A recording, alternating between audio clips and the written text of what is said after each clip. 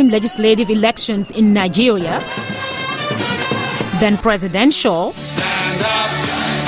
and now voting for governors in most of the country's 36 states. It's not over until all three elections are over. U.S. Assistant Secretary of State for African Affairs Johnnie Carson recently returned from Nigeria after observing the parliamentary vote earlier this month. He says this last leg of elections is even more important than the previous polls. We will be watching those elections even more closely and more attentively than we have the past elections.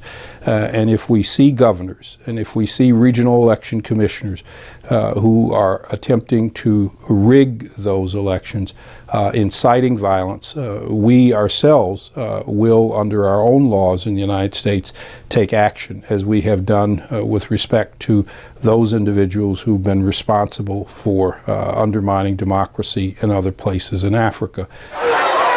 President Goodluck Jonathan's victory last week over Muhammadu Buhari in presidential elections sparked riots in the predominantly Muslim northern part of the country. International observers said the voting appeared to be free and fair. But Buhari, a Muslim and Nigeria's former military ruler, is challenging the results in court. The post-election violence is blamed for the deaths of 500 people. Thousands of others were forced from their homes. We are here now. We don't used to see food to eat. We are hungry. Our children might not have food to eat. Our children are hungry.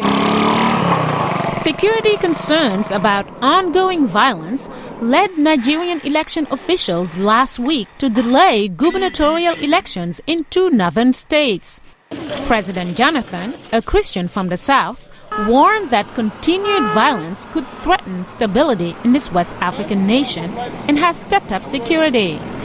I have ordered the deployment of security personnel to troubled parts of the country. I have also directed the reinforcement of security in all parts of the country.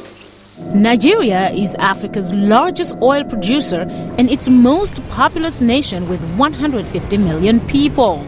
It is divided about evenly between Muslims, mostly in the north, and Christians, mostly in the south.